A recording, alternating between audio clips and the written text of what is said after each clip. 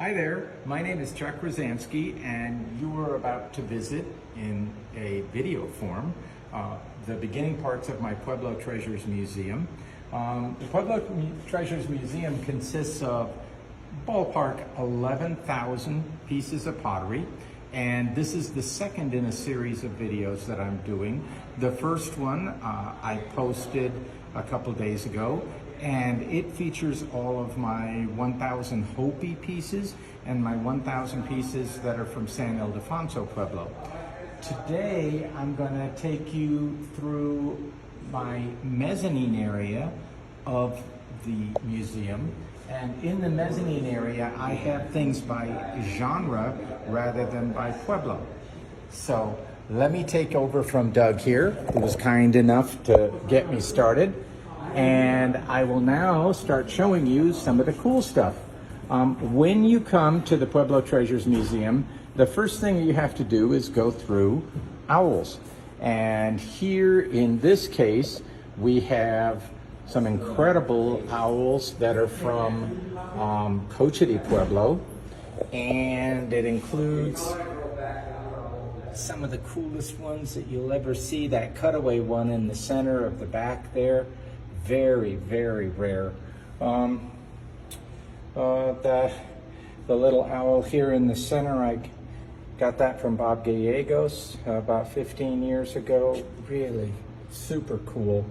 But then we go into Santa Clara owls, and a lot of these are by Dorothy and Paul Gutierrez, but not all of them. Then there's some these are by the Gutierrezes down here. And then further down, we have some that are from the Padillas, and then this little one here is pre-Columbian, and I'm not sure who did the big one in the back there. The bottom two are Casas Grandes. These are Casas right here too, those two. But then, just so you get a sense of how I afford to buy all this pottery, here's my comic book store, my little comic book store, which is 65,000 square feet and has the largest accumulation of comics and pop culture toys available anywhere on the planet. And it is through the beneficence of our clients here at Mile High Comics that I'm actually able to pick up a lot of these potteries. So one of the things about the Pueblo Treasures Museum is that it's very egalitarian. I like all kinds of potteries, and I love my dog Mickey, who loves doing cameo appearances. And so I like things that other people don't necessarily like poster paint. But I want to get the ones that are a little bit better done. So I have all kinds of different poster paint iterations here. And when they're new and fresh looking, they actually are pretty cool. Then we move into the main body of the mezzanine. And in the main body of the mezzanine, I have lots and lots of large jars. Some of these are from the Copper Canyon area, and that's in the Sierra Madre of Mexico. And they're by the Tarahumara people. And then we've got more owls over here. We've got Jemez owls. Lots of Jemez owls. And then some from Laguna by Michael Cantina that are down toward the bottom there. Another beautiful, huge Cochiti owl. I think that one is 13 or 14 inches. Then we've got Hopi owl down here. Hopi owls are extremely rare. I have 3 of them that guard my bedside. And that's something that's very important to realize about owls. The reason why the owls are here right at the entrance is because they act as protectors for me, and you don't get into the Pueblo Treasures Gallery without first running the gauntlet of my owls, and they are here to protect me. And so that's why you have to go through them to get in to see me. So we were just looking at Acoma owls, and here we have Zuni owls, lots and lots of Zuni owls. These were used as protectors at those two pueblos also. There's lots of stories about owls, but just as a general premise, you would put an owl on the windowsill to keep away the raiders, and most often those were Athabascan raiders.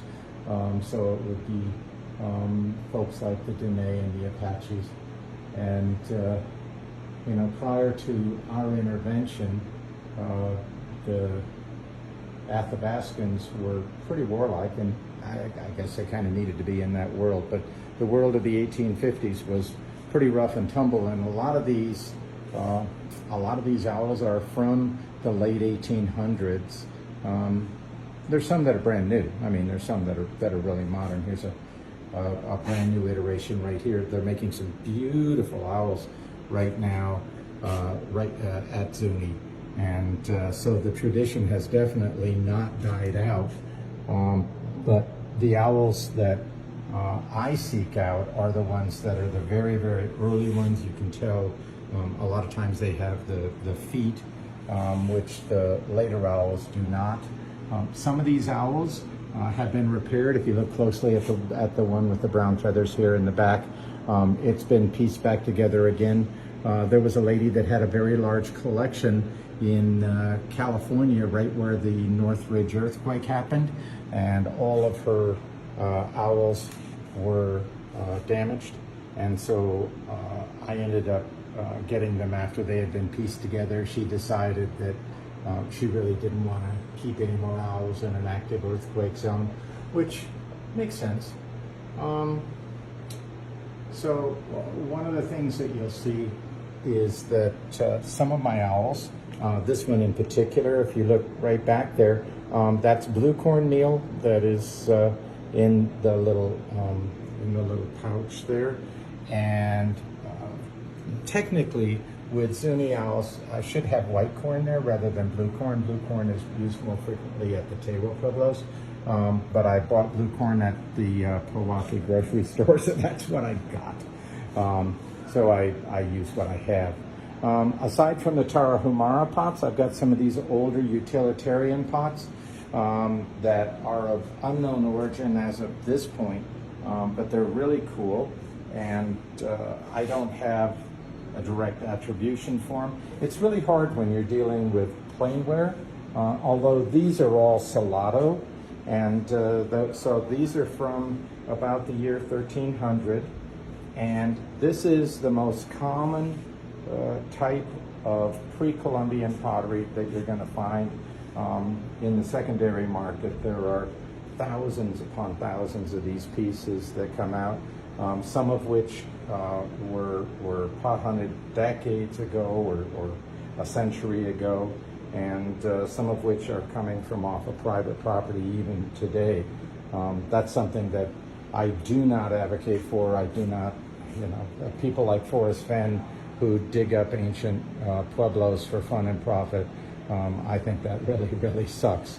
But these are coming from, a lot of them come from museums that have deaccessioned them, decided that they didn't fill any purpose for them anymore, especially pieces that have been pieced together like this, that most museums don't want those anymore.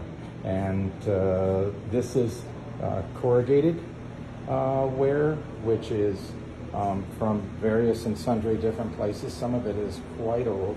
I think this particular one pushes back toward basket maker. It's really early.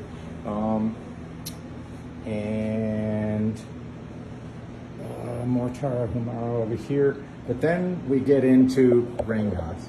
And I am particularly enamored of rain gods. Have been for many years, and as you can see, I have lots and lots of rain gods. I just did some studying on Jake Gold, who ran the first big curio shop that was in Santa Fe, along with his brother.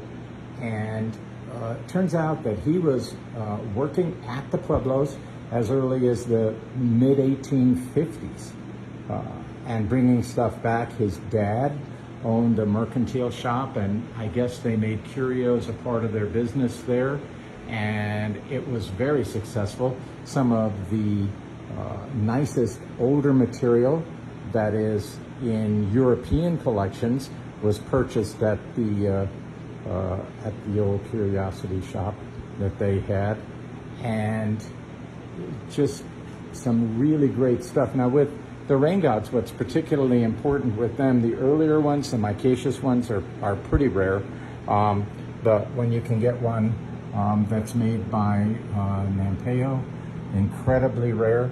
And some of these super early ones, the micaceous ones, very, very rare. This is by far the largest spectrum of rain gods and related figures, because this one is actually a real mono figure with the penis.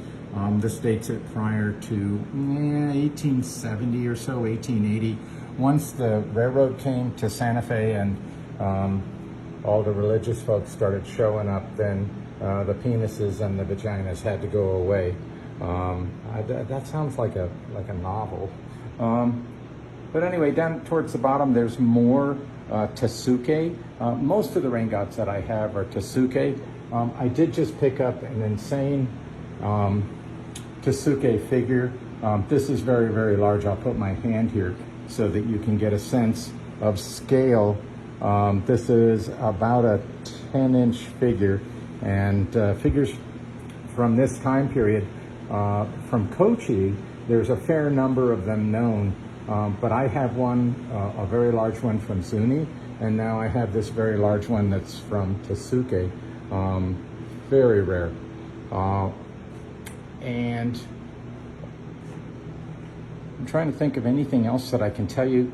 Pablita Velarde, a very, very famous painter, painted some rain gods, and she did this for her sister, Jane Baca.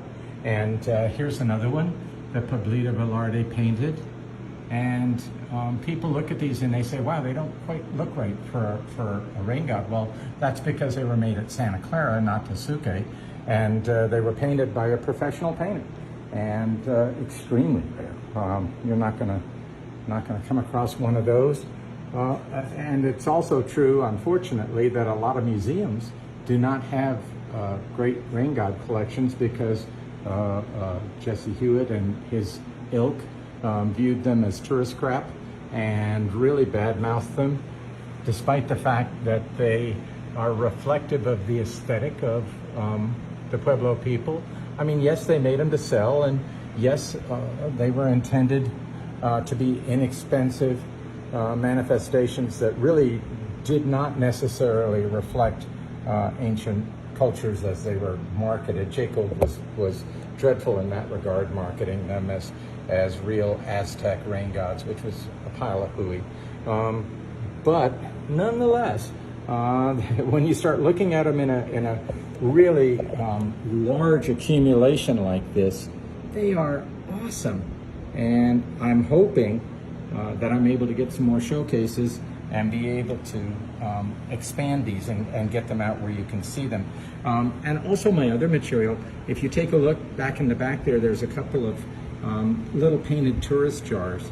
And those painted tourist jars that are bird dishes, I used to have them in a great big display. And here's a few of them over here, along with salt and pepper shakers and pipes and just all sorts of different iterations of tourist paraphernalia. And when you put all the birds together and you have them as a sort of an overall visual, they look really, really good. Jar here in the corner is a Zia that I didn't have room for, a big old Santo Domingo that I didn't have room for. This is either Acoma or Laguna, I can't remember. But this one here, the black one, actually is Tasuke. Tsuke, they did all kinds of different stuff, and so you can't pick any one style that they did. Trying to see this Lawrencita Pino up here. There's one that's traveling right now with the Grounded in Clay exhibit that just finished having a really popular run at the Metropolitan Museum of Art and is now heading to Houston. That's a great, if you live in Houston and you get a chance to go see this, it's got about 60 or 75 really, really cool pieces. And I highly recommend going to see it if you at all can. Here I have some Santa Clara pottery that I had to put out here because I ran out of room in my office, which is where I keep most of my Santa Clara. And there's some really beautiful, there's some Tsuke pieces on the top, but I really like Santa Clara figural, and so I have all kinds of figural pieces. This one over here, which is white, everybody got super excited when I posted that up on my Facebook profile, and it's a polar bear. But what makes it interesting is that there was this slip that they found that was a milky white that was from a bed that was north of San Ildefonso, heading up towards Espanola. And apparently that clay bed has been lost some way, somehow. The original Santa Clara clay bed was wiped out during the flood of, I think it was 1918 or 1919. Santa Clara pottery earlier to 1918, 1919 has a harder, lighter type of a clay that is less affected by water, much better.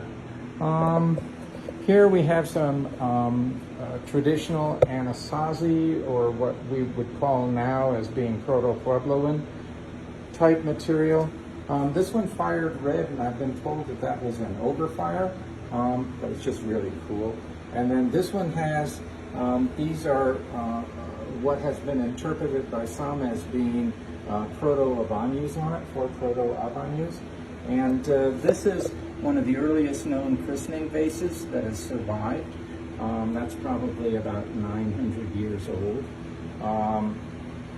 So this is my this is my favorite because this is a Tarahumara beer bottle. The Tarahumara have a sacred ritual where they have this ceremony where they brew this what's essentially corn liquor. It's moonshine in any other language, but they call it beer. Okay, and then they get themselves completely blotto and go into trances. And all of this is a social activity, a group activity. And it doesn't always turn out well. I found out that one of the pueblos that's in central Arizona was actually obliterated during one of their annual harvest ceremonies because they were all too drunk to defend themselves. You got to watch when you get too drunk. But yeah, this is the biggest beer bottle you'll ever see. It's from about 1850, and I love it to death. On this side, I'll give you a glance at some of the main Pueblo Treasures Museum. It's a work in progress. I'm constantly adding. There's some boxes that just came in, and when I say I have 11,000 pieces, that is a low estimate.